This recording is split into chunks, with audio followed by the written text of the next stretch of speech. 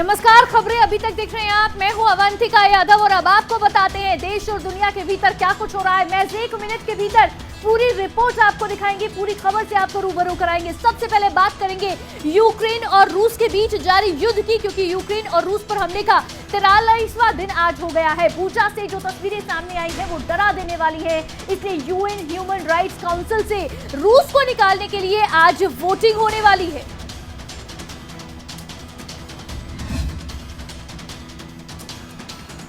रूस यूक्रेन जंग को 42 दिन पूरे हो चुके हैं। रूसी सेना ने अब यूक्रेन के ईस्टर्न इलाके में अटैक कर दिया है। बुधवार को रूसी सेना ने खार्किव के एक ऑयल डिपो पर हमला कर उसे तबाह कर दिया। यूक्रेन के डिप्टी पीएम ने कहा, फिलहाल नुकसान का आकलन किया जा रहा है। बूचा अटैक के बाद यूएन जनरल असेंबली की बैठक बुलाई गई है। इस बैठक में रूस को ह्यूमन राइट्स काउंसिल से बाहर निकालने के लिए वोटिंग करवाई जा सकती है। यूएनएचआरसी में कुल 47 सदस्य देश में शामिल हैं। अमेरिकी राष्ट्रपति जो बाइडेन ने कहा, बूचा में जो हुआ वो युद्ध अपराध है। रूस पर यूक्रेन के बूचा शहर में भी नरसंहार के आरोप लगे हैं। तो मारियोपोल के मेयर वादिम बोयचेंको ने कहा कि शहर में अब तक 210 बच्चों समेत 5100 नागरिकों की मौत हो चुकी है। वहीं रूसी मिसाइल हमले में 50 लोग जिंदा जल गए हैं। ये सभी लोग मानवीय मदद के लिए एक जगह जमा हुए थे।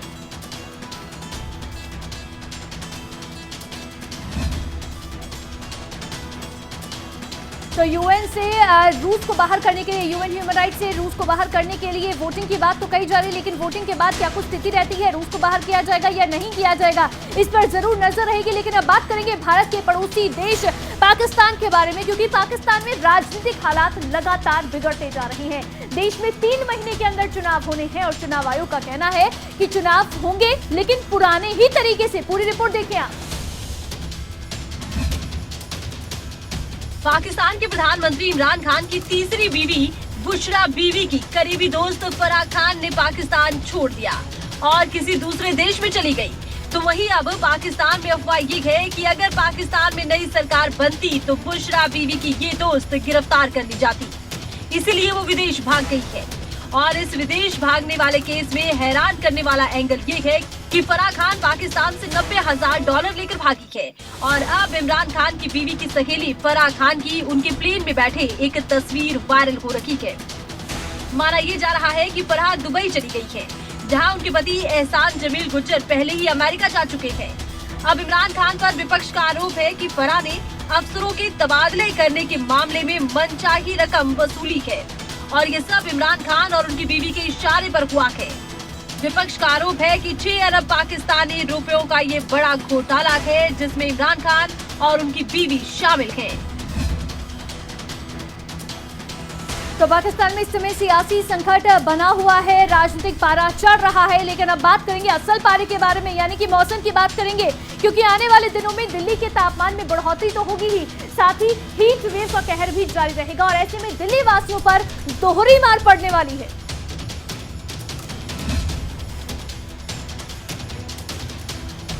उत्तर भारत के तापमान में लगातार बढ़ोतरी हो रही है। राष्ट्रीय राजधानी दिल्ली में अगले कई दिन भारी रहने वाले हैं।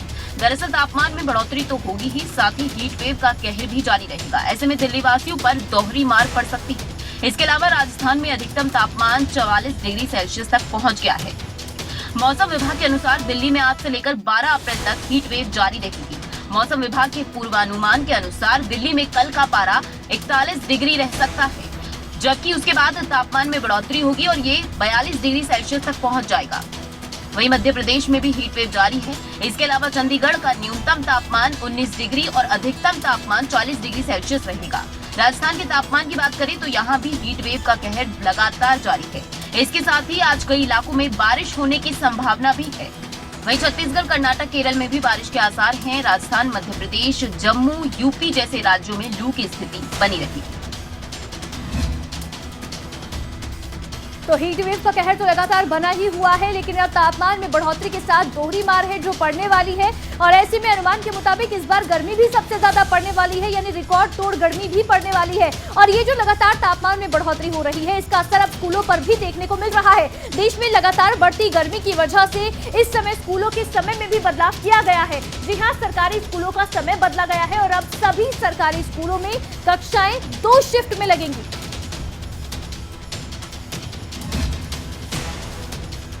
देश के अलग अलग शहरों में गर्मी का सितम लगातार बढ़ता जा रहा है और इसी को देखते हुए शिक्षा विभाग ने सरकारी स्कूलों का समय बदल दिया है। सरकारी और सरकारी सहायता प्राप्त स्कूलों में 18 अप्रैल से 10 अक्टूबर तक के लिए स्कूल के समय में बदलाव किया गया है। एक पारी में चलने वाले स्कूलों में शिक्षकों के लिए समय सुबह 7:50 से दोपहर 2:10 तक का रहेगा, तो वहीं विद्यार्थियों के लिए सुबह 8 से दोपहर 2 बजे तक रहेगा। सरकारी स्कूलों का नया सेशन 18 अप्रैल से शुरू होने जा रहा है। शिक्षा निदेशक की ओर से जारी निर्देशों के अनुसार 2 शिफ्टों में चलने वाले स्कूलों में 6 से 12वीं तक की कक्षाएं सुबह की शिफ्ट में लगेंगी। इसमें शिक्षकों के लिए समय सुबह 7:15 से दोपहर 1:35 तक रहेगा, तो वहीं छात्रों के लिए समय सुबह 7:15 से दोपहर 12:45 तक रहेगा। पहली से 5वीं कक्षा तक के विद्यार्थियों की दोपहर की शिफ्ट में कक्षाएं चलेंगी। इसके लिए शिक्षकों का समय सुबह 11:10 से शाम 5:30 तक रहेगा। तो लगातार बढ़ती गर्मी के कारण समय में बदलाव किया गया है और 2 शिफ्ट में अब सरकारी स्कूलों में क्लास लगेंगी और इसके पीछे मकसद सिर्फ इतना है कि ताकि स्कूल आने वाले सभी स्टूडेंट्स को बढ़ती गर्मी से राहत मिल सके। लेकिन अब बात करेंगे चीन की। चीन में शादियों की संख्या घटकर 36 साल के निचले स्तर पर आ गई है। इससे यहाँ जनसांख्यिकी संकट का खतरा मंडरा रहा है। रिपोर्ट देखिए आप।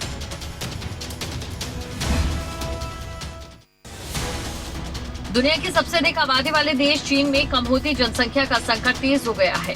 चीन में गिरती जन्म दर के अलावा कम लोग शादी कर रहे हैं, जिससे संकट तेजी से बढ़ा।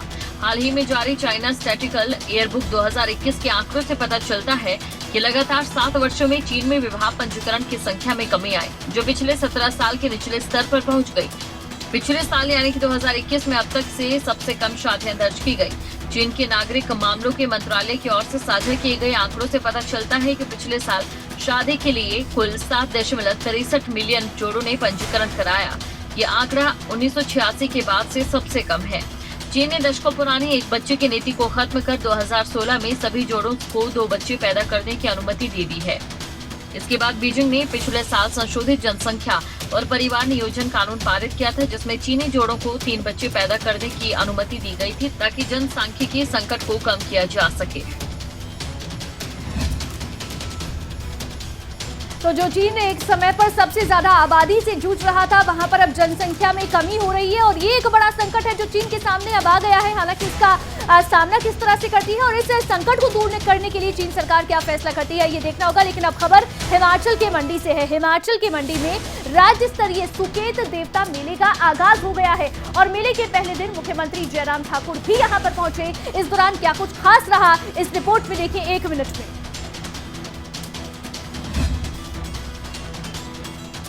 हिमाचल प्रदेश के मुख्यमंत्री जयराम ठाकुर ने राज्य स्तरीय सुकेत देवता मेले का शुभारंभ किया। इस दौरान सुखदेव वाटिका से सुकेत मंच तक भव्य जलेब में देवी देवताओं संग मुख्यमंत्री जयराम ठाकुर, विधायक राकेश जम्वाल और अन्य गणमान्य लोगों ने शोभा बढ़ाई। प्रदेश में पहली बार हेलीकॉप्टर के माध्यम से जलेब पर पुष्प वर्षा कर देवी देवताओं का अभिनंदन किया गया। मुख्यमंत्री जयराम ठाकुर ने मेला स्थल में रिबन काटने के बाद ध्वजारोहण से मेले की शुरुआत की। इस मौके पर सुंदरनगर क्षेत्र के विभिन्न स्कूलों और कॉलेजों के विद्यार्थियों ने स्वास्थ्य वाचन का भी पाठ किया।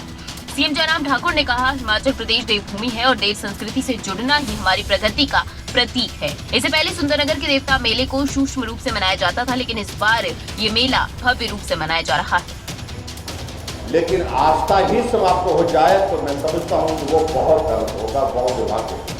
2018 में हमारा आना हुआ था, उस वक्त हमसे कहा था कि ये मेला राज्य स्तरीय होना चाहिए और हमने कहा कि राज्य स्तरीय इसको करेंगे। तो मंडी में सुकेत देवता मेले का शुभारंभ हुआ। मुख्यमंत्री खुद इस दौरान मौजूद रहे। लोगों की काफी आस्था भी इस मेले में रहती है। लेकिन इसी के साथ अब पेट्रोल डीजल के लगातार बढ़ते दामों के बारे में बात करेंगे, क्योंकि महंगाई का मार लगातार देश की जनता पर पड़ रही है और ऐसे में गुरुवार को एक बार फिर से पेट्रोल डीजल की कीमतों में इजाफा हालांकि नहीं हुआ, लेकिन शायद आज आम जनता को महंगाई से राहत मिल सकती है। लेकिन इतने में खबर आई कि सीएनजी गैस के दाम बढ़ा दिए गए हैं। सीएनजी गैस में 2.5 रुपए की बढ़ोतरी के साथ जनता को फिर से एक बड़ा झटका दिया गया। तेल और गैस कंपनियां लोगों की जेब पर लगातार बोझ बढ़ाती जा रही हैं। पेट्रोल डीजल के बाद अब सीएनजी के दाम भी रोजाना बढ़ने शुरू हो गए हैं। दिल्ली सहित कई शहरों में सीएनजी के दाम बढ़ा दिए गए हैं। सीएनजी के दाम 2.5 रुपए प्रति किलोग्राम बढ़ाए गए हैं। पिछले एक हफ्ते में सीएनजी पर 9 रुपए 60 पैसे की बढ़ोतरी हुई है। दिल्ली ही नहीं बल्कि नोएडा, ग्रेटर नोएडा, गाजियाबाद और गुरुग्राम जैसे शहरों में भी आज से सीएनजी महंगी हो गई है। दिल्ली में सीएनजी के दाम 69 रुपए 11 पैसे प्रति किलो, नोएडा में सीएनजी 71 रुपए 67 पैसे प्रति किलो के हिसाब से मिलेगी। गुरुग्राम में अब सीएनजी के लिए 77 रुपए 44 पैसे प्रति किलो के हिसाब से खर्च करने होंगे। रेवाड़ी में सीएनजी 79 रुपए 57 पैसे प्रति किलो के हिसाब से मिलेगी। करनाल में सीएनजी 77 रुपए 77 पैसे प्रति किलो हो गई है। कैथल में भी सीएनजी 77 रुपए 77 पैसे प्रति किलो हो गई है। वहीं सीएनजी गैस के दाम बढ़ने से निजी वाहन चालकों के साथ ऑटो टैक्सी चालकों पर भी बोझ बढ़ता जा रहा है। तो लगातार महंगाई की मार आम जनता पर पड़ रही है। सीएनजी के दाम आज महंगे हो गए हैं और ऐसे में बीते एक हफ्ते की ही सिर्फ बात कर लें तो सीएनजी में 9 रुपए 60 पैसे की बढ़ोतरी हो गई है। लेकिन अब बात करेंगे हरियाणा में दी जा रही शिक्षा के बारे में। दरअसल हरियाणा के शिक्षा मंत्री कंवरपाल गुर्जर ने प्रेस कॉन्फ्रेंस कर अहम जानकारी दी है। उन्होंने कहा कि हरियाणा सरकार ने शिक्षा के क्षेत्र में गरीब और अभावग्रस्त विद्यार्थियों के लिए RTE लागू किया है, यानी कि राइट टू एजुकेशन लागू किया है।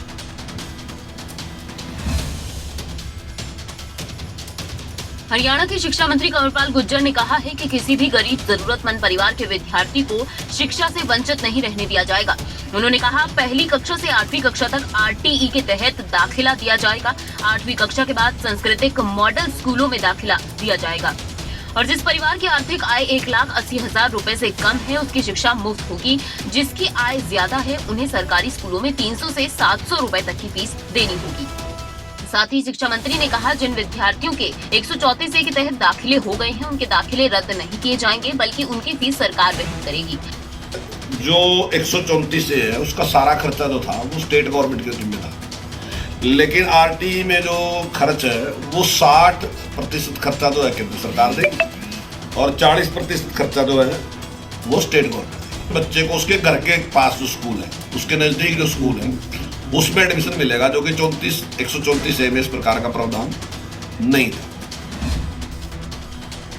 तो हरियाणा सरकार की ओर से अब RTE लागू किया गया है और इससे उम्मीद यही कि आने वाले समय में हरियाणा में और ज्यादा जो विद्यार्थी हैं वो स्कूलों में दाखिला लेंगे, बच्चे हैं वो दाखिला लेंगे ताकि पढ़ाई से वंचित कम से कम वो ना रहे। ऐसे में इसी बीच अब आपको बताते हैं कि दरअसल नेता प्रतिपक्ष भूपेंद्र सिंह हुड्डा ने गठबंधन सरकार पर जुबानी हमला बोला है। उन्होंने कहा कि हम एकजुट हैं और मिलकर चुनाव लड़ने वाले हैं।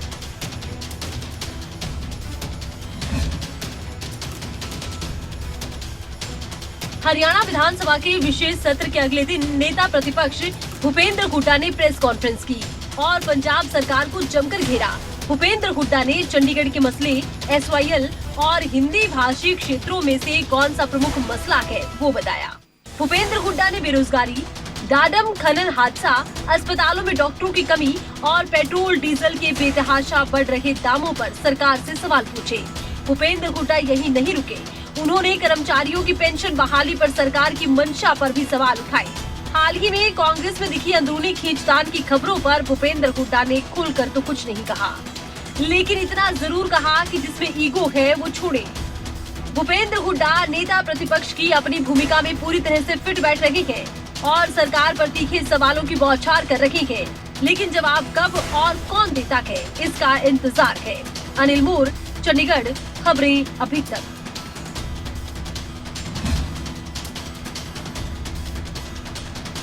तो नेता प्रतिपक्ष है भूपेंद्र हुड्डा और ऐसे में नेता प्रतिपक्ष की जिम्मेदारी को भी वो बखूबी निभाते नजर आ रहे हैं और सरकार पर तीखे सवाल भी करते हुए नजर आ रहे हैं। लेकिन इसी बीच अब आपको बता दें कि ओडिशा के राज्यपाल इन दिनों हरियाणा के दौरे पर हैं। गुरुग्राम के बाद प्रोफेसर गणेशी लाल चरखी दादरी पहुंचे और अपने पुराने दिनों को उन्होंने याद किया।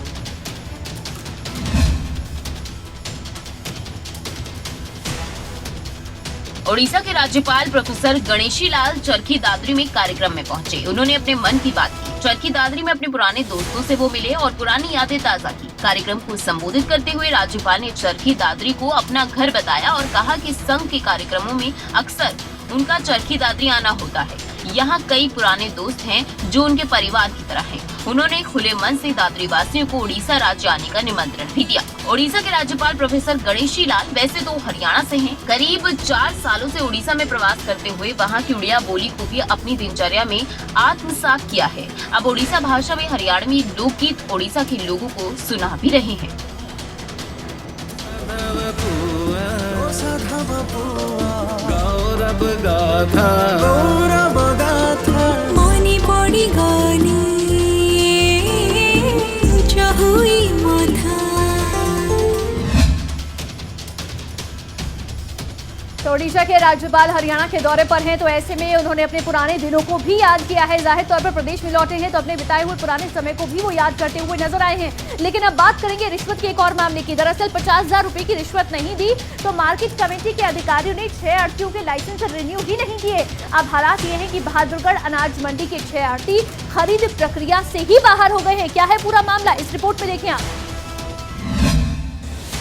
अगर रिश्वत नहीं तो काम भी नहीं, ये हकीकत बन चुकी है बहादुरगढ़ मार्केट की।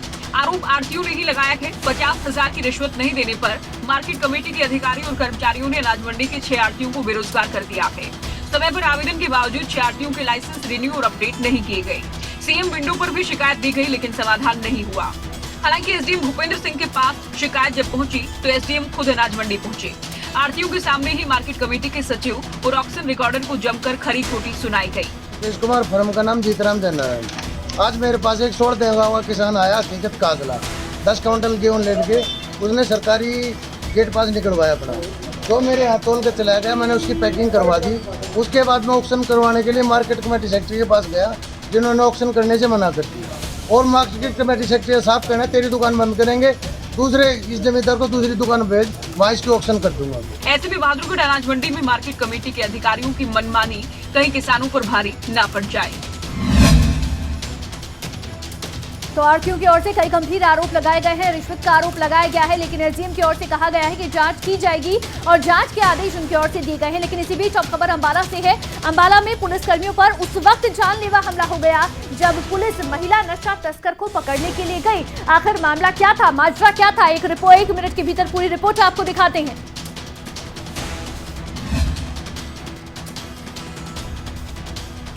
अंबाला कैंट सदर थाना को जानकारी मिली कि अंबाला के डेही कॉलोनी में एक महिला तस्कर काफी समय से नशे का कारोबार कर रही है। इसमें उसका परिवार भी शामिल है। इसे पकड़ने के लिए अंबाला कैंट थाना सदर के नेतृत्व में हाउसिंग बोर्ड चौकी इंचार्ज बलकार सिंह समेत महिला पुलिसकर्मी भी मौके पर पहुंची।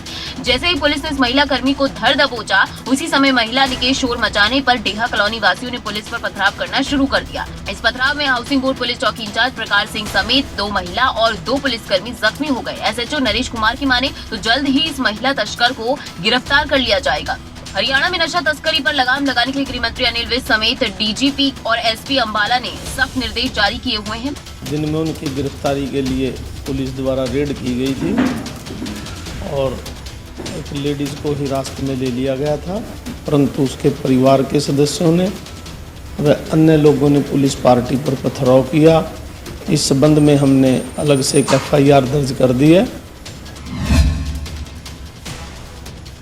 तो नशा तस्करों के खिलाफ लगातार पुलिस का एक्शन जारी है और ऐसे ही नशा तस्करों को पकड़ने के लिए जब पुलिस पहुंची तो पुलिस की टीम के ऊपर ही पथराव कर दिया गया। मामला अंबाला से सामने आया, रिपोर्ट आपने देखी। लेकिन अब खबर सोनीपत से है। सोनीपत में पुलिस ने हॉरर किलिंग केस कुछ ही घंटों में सुलझा लिया। दरअसल नाबालिग बेटी की मौत की वजह क्या रही और कैसे इस नाबालिग बेटी की वजह जो मौत है या हत्या है वो की गई, हॉरर किलिंग का मामला ये पूरा क्या है, इस रिपोर्ट में देखिए। सोनीपत में पिता ने नाबालिग बेटी की गला दबाकर हत्या कर दी। आरोपी से पूछताछ में खुलासा हुआ है कि उसकी बेटी दिन भर ऑनलाइन चैटिंग करती रहती थी। उसे गांव में अपनी बदनामी का डर सता रहा था, जिसके चलते आरोपी पिता ने गुरुवार को बेटी को मौत के घाट उतार दिया और बाद में जब किसी अज्ञात शख्स ने इसकी शिकायत पुलिस को दी तो सोनीपत पुलिस मौके पर पहुंची। तो नाबालिग लड़की के परिजनों ने पुलिस को गुमराह करने के लिए अलग अलग बयान दिए कि उनकी बेटी सीढ़ियों से गिर गई, जिसके चलते उसकी मौत हो गई। लेकिन सोनीपत पुलिस की पूछताछ में उसने पूरी वारदात का खुलासा किया। इन्फॉर्मेशन आई थी कि एक डेड बॉडी है छोटी बच्ची की, 13 साल की बच्ची है बदाना गांव में। तो ये था कि डेड बॉडी मिली है तो गए थे स्पॉट पे। तो घर वालों का कहना था कि नहीं जी सीढ़ियों से गिरकर मर गई है, बट नेक पे कुछ मार्क्स थे, उसके कंफ्यूजन मार्क्स थे, तो थोड़ा सस्पिशियस लगा। फिर कार्रवाई थोड़ी जब इनिशिएट की तो पता चला कि ऑनर किलिंग का केस है और फादर ने ही मेन अक्यूज है फादर, उसको हमने अरेस्ट कर लिया है। तो झूठी शान के लिए एक पिता ने ही अपनी बेटी की हत्या कर दी। हॉरर किलिंग का ये मामला सामने आया है। हालांकि पुलिस की ओर से इस मामले को कुछ ही घंटे बाद सुलझा लिया गया। लेकिन अब पानीपत से खबर है। पानीपत के विकास नगर में उस वक्त सनसनी फैल गई जब एक युवक का शव उसी के घर के अंदर फांसी के फंदे से लटका मिला। मौत के बाद युवक की मोबाइल रिकॉर्डिंग भी मिली है।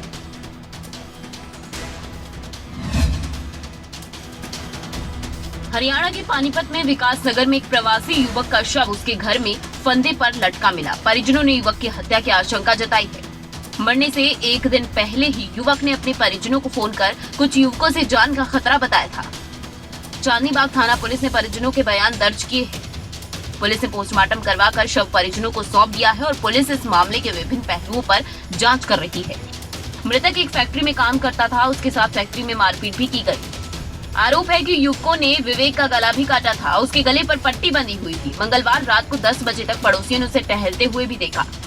मृतक ने अपने पिता को फोन कर विकास नगर बुलाया। जब माता पिता सुबह 6 बजे घर पहुंचे तो कमरे की कुंडी अंदर से बंद थी। माता पिता ने काफी देर तक कुंडी खटखटाई लेकिन अंदर से कोई प्रतिक्रिया नहीं आई। पड़ोसियों ने पुलिस कंट्रोल रूम में कॉल कर इसकी सूचना दी। पुलिस ने मौके पर पहुंचकर दरवाजा तोड़ा तो विवेक का शव पंखे पर फंदे से लटका हुआ मिला।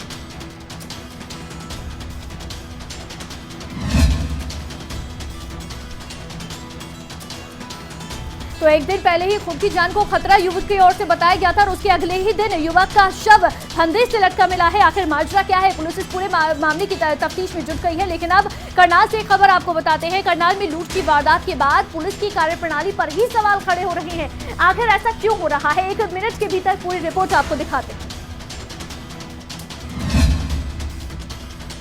करनाल में पंचायत भवन के पास व्यापारी से शातिर तरीके से लूट की गई। लूट की वारदात 3 पुलिस थानों के नजदीक से की गई। बदमाशों ने गाड़ी को बहाने से रुकवाया, फिर अलग अलग बातों में फंसाकर ड्राइवर और व्यापारी को गाड़ी से नीचे उतारा और गाड़ी में रखे करीब 2.5 लाख नकदी और कागजात की अटैची लूट कर ले गए। इतना ही नहीं, आधे घंटे तक 112 पर कॉल भी नहीं कनेक्ट हो पाई। व्यापारी ने शहर के बीच घटी ऐसी घटना की घोर निंदा की। सिविल लाइन थाना से जाँच अधिकारी अभय सिंह ने बताया कि तरावड़ी के पास मिल्क प्लांट के पास ये लूट हुई है।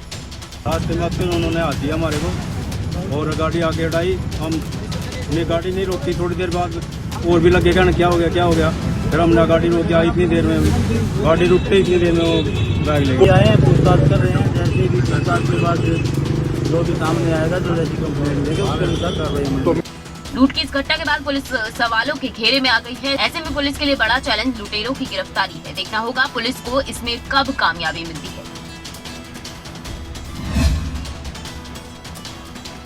तो लूट की वारदात को अंजाम दिया गया। लेकिन उसके बाद जिस पुलिस पर भरोसा करते हैं, जो पुलिस समय पर पहुंचकर लोगों की मदद के लिए हमेशा होती है, तत्पर रहती है, वही पुलिस अगर समय पर ना पहुंचे किसी घटना के बाद, आखिर सवाल तो उठने पुलिस की कार्यप्रणाली पर लाजमी है। लेकिन अब एक कश्मीरी पंडितों के लिए अच्छी खबर है।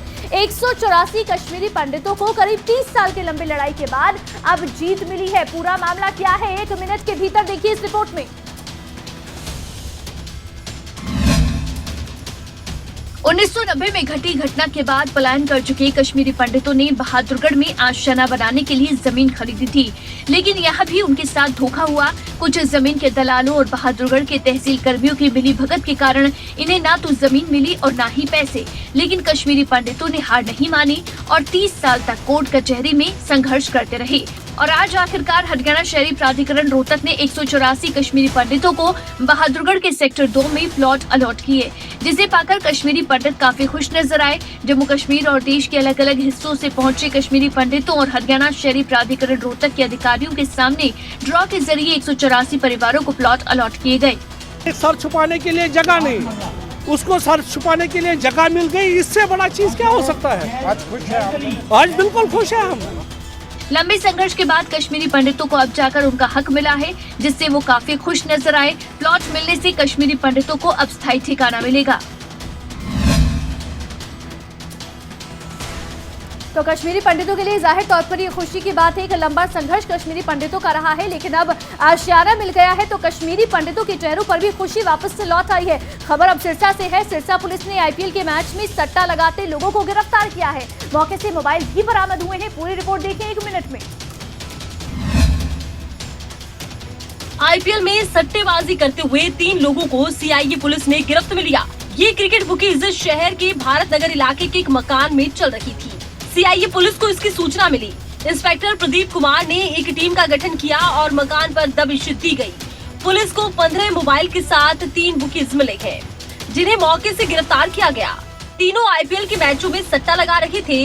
सीआईए स्टाफ थाना प्रभारी प्रदीप कुमार ने बताया कि सीआईए पुलिस को सूचना मिली थी कि भारत नगर में एक मकान में कुछ लोग आईपीएल के मैच में सट्टा लगा रहे हैं, जिसके तुरंत बाद पुलिस पहुंची और तीनों आरोपियों को काबू कर लिया गया।